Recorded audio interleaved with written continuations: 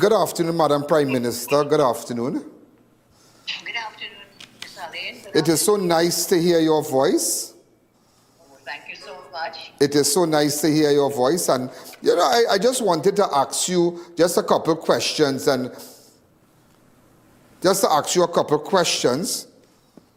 Certainly. with respect to the Venezuela intends to suspend Energy Corporation. Madam Prime Minister, how does your government respond to Vice President Delcy Rodriguez's announcement of intentions to speak with President Nicolas Maduro with the view of suspending all energy agreements with Trinidad and Tobago? Well, Ian, thank you. I will respond to your question, but let me also say I'm very happy to hear your voice as well. And it's been a few days we haven't spoken for a while, but it's always good to hear your voice. And I know all of Trinidad and Tobago, and I understand other CARICOM islands also love to hear your voice. So thank you for sharing your voice with me this evening. Madam Prime Minister, with all due respect, you are fully aware of what I'm doing. Yes, I am, and you're doing great work. Continue with your good work. Thank you. So tell me, with respect to Delcy Rodriguez's announcement of intention to speak with President Nicolas Maduro with the view of suspending all energy agreements with Trinidad and Tobago, tell me. Okay. First of all, the government of Trinidad and Tobago has not received any official conversation or policy decisions. There's been nothing official to the government of Trinidad and Tobago. But let me say, this may be of concern to some, but it is definitely not of great concern to Trinidad and Tobago, because why?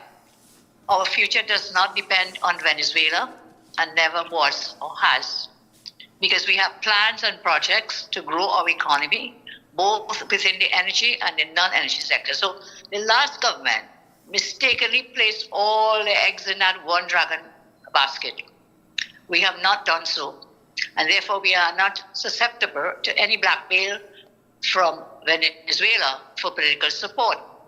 We continue to maintain very peaceful relations with the people of Venezuela, and we have not had any energy discussions with the government since we came into office with the Venezuelan government. We have not had any energy discussions with them since we came into office. So that is my take on that. Whilst it may concern some, our aim is to diversify economy within the energy sector and in the non-energy sector as well. Ma'am, could you elaborate a little more on diversifying the economy with respect to non-energy sector and energy sector? Definitely. We have plans and projects in the tourism sector. We also have some plans and projects in the agricultural sector, and several other projects in various ministries that are non-energy matters for diversification. We're also looking at, one second.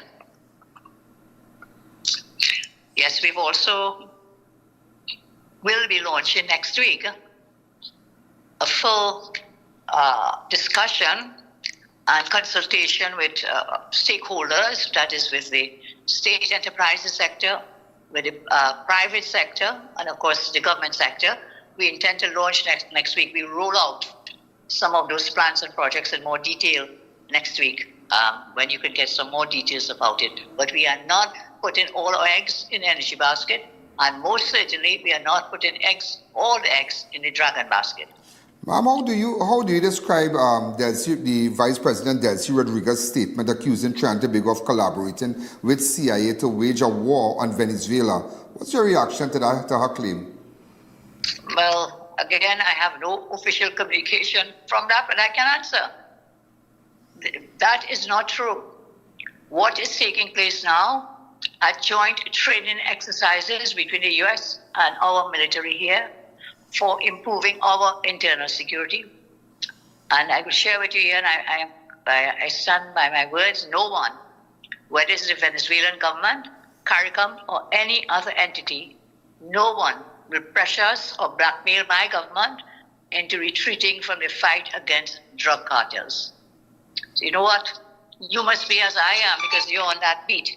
Mm-hmm. We are tired of seeing our citizens murdered, terrorized because of gang violence. driven by drugs illegally, arms trafficking, human trafficking. The safety of our citizens is my duty and my main concern, and we will do what we can to keep them safe and make them safer. As we continue, Madam Prime Minister, U.S. military cooperation in the USS Gravely visit. The arrival of the U.S. Gravely and joint exercises with the Trinidad and Tobago Defense Force have drawn criticism from Venezuela. How do you respond to concerns that Trinidad and Tobago is being used as a base for U.S. military operation? That's what they're saying, that Trinidad is being used as a base. Well, that is certainly not true. Absolutely untrue. We are not being used as a base. We have had ships come here before. Ship came now, and ships will come after, because we have a history of cooperation with the United States. I mean, you must remember the United States is one of the largest nations, one of our largest trading partners, and of course we have a history of cooperation between the two nations. So I say categorically, so there is an agreement. We have no plan. We have no plan. We have no plan. No plans for Trinidad to be used as a base for any military interventions anywhere else. How do you balance national security cooperation with the U.S. while maintaining good relations with your regional neighbors? We maintain that we have good relations and all good things for the people of Venezuela. We stand in solidarity with the people of Venezuela, and I can balance it in that regard, because that is our intent. We have no intention, as I say, of trying to make it used as a base.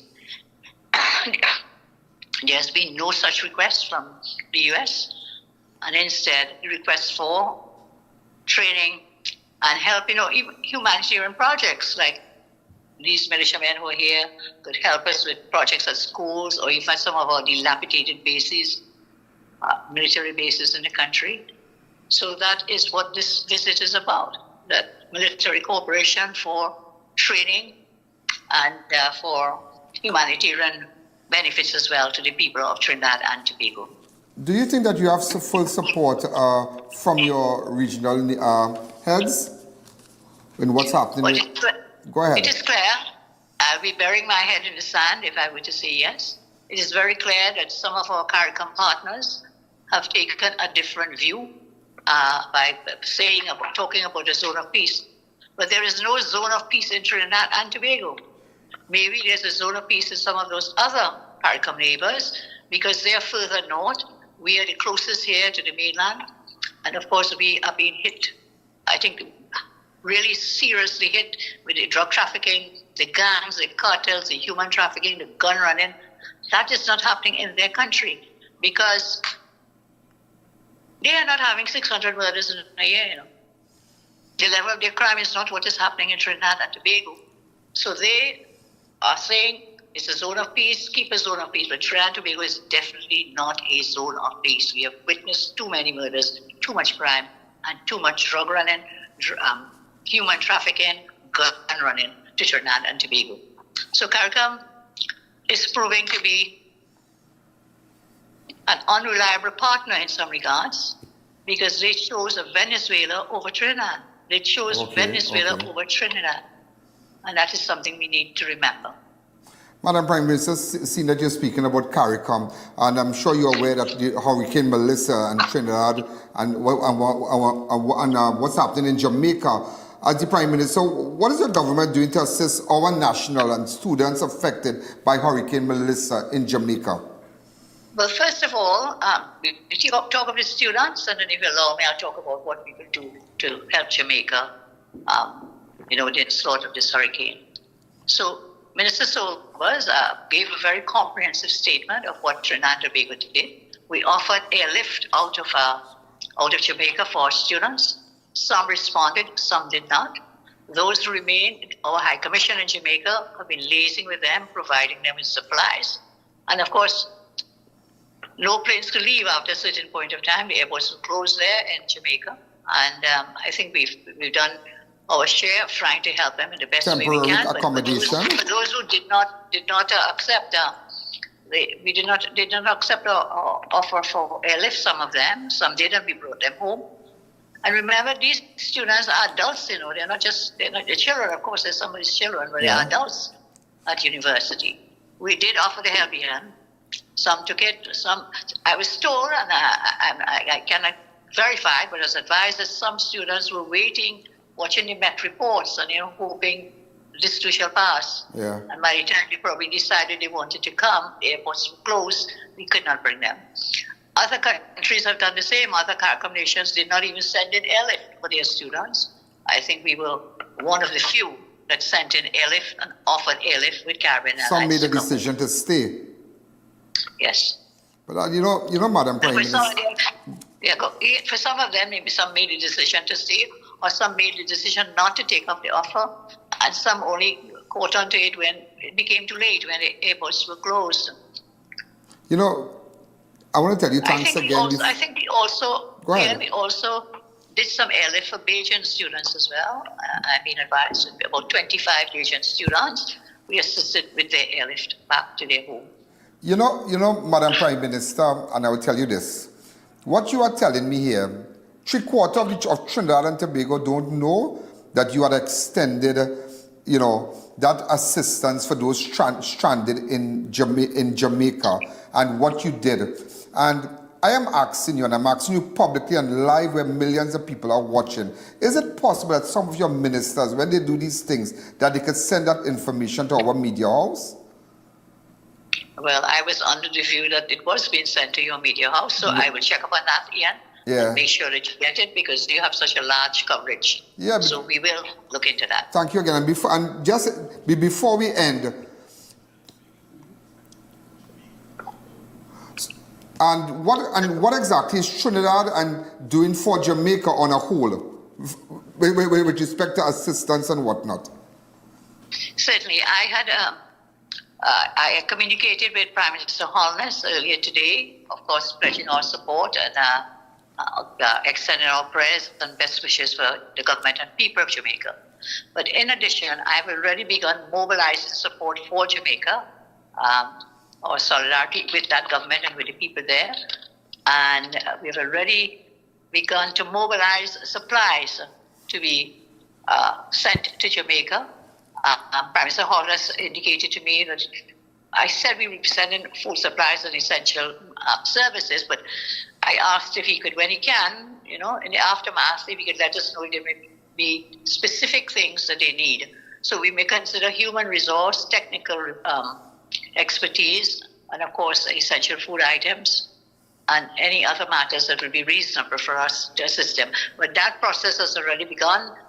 After speaking with Prime Minister, after communicating with Prime Minister Holness, I put a team in place. They've been meeting several hours today. Tomorrow I'll be meeting that team as we plan to move. We are mobilizing, and we are calling upon our citizens here who would like to help, who are in a position to help, that if they will also donate relief supplies for the people of Jamaica.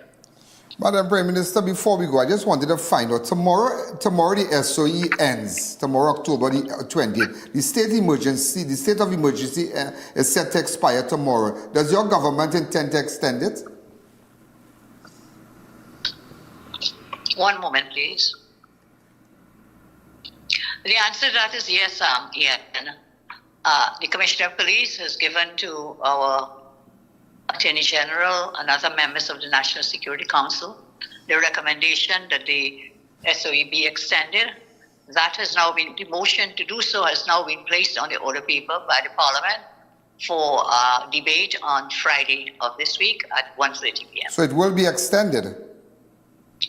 We will go to the Parliament with a motion to approve the extension. On Friday, well, you have to go to Parliament. But before we go, are you satisfied with the results that you have gotten so far? I think so. I mean, I'm seeing your number up there on your screen. Murder Toll 2025, which will be some during their time, some our time. They also had SOE. We have the SOE. I've seen 307 murders. And if you remember, at the same time, last year, under the PNM, it would have been far more than that. 537 last year. Last year, this same day, it was 537. Yes, 557. So that is a tremendous reduction in the murder rate. And there's something else here, and before we go off on this, the PNM seems to be forever, they're fighting up and fighting down everything. For example, they did, when they are commenting about what we are doing in the fight against crime, supporting the U.S.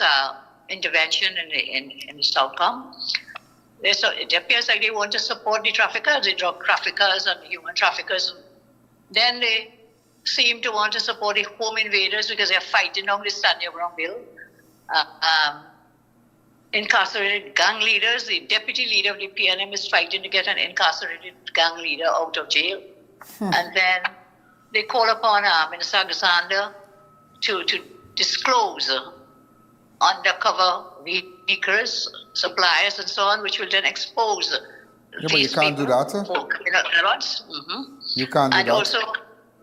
Also, the drones, they're talking about, they want to know about the drones and the surveillance. We can't do that. Those are national security issues. Again, they seem to be on the side of the criminals. That's what the PNM's running narrative is about. Okay. We cannot stand for that. We stand firm. We stand our ground. We'll do the best we can to ensure greater safety and security for the people of TNT. Well, Madam Prime Minister, I must say it was so nice speaking with you. And I'm sure everything that I asked you here, the nation, I'm sure the viewers are happy all over, or the Caribbean, everybody's happy, and those who are watching in Trinidad and Tobago, outside of Trinidad and Tobago, they are happy, and and now they are aware of what exactly is going on, and your plans and so. So I want to tell you thanks. I really want to tell you thanks, and I wish you all the best. And I want to tell you this: you're doing well. You're doing well. You're doing well. Thank you. But before you go, Ian, you and all right-thinking citizens of Trinidad and Tobago know we put TNT first. TNT first. That is our aim and that is our goal. And thank you very much for this opportunity. Thank you, Madam Prime Minister. Have a wonderful evening. Thank you again. You too. Blessings. Bye. Thank you.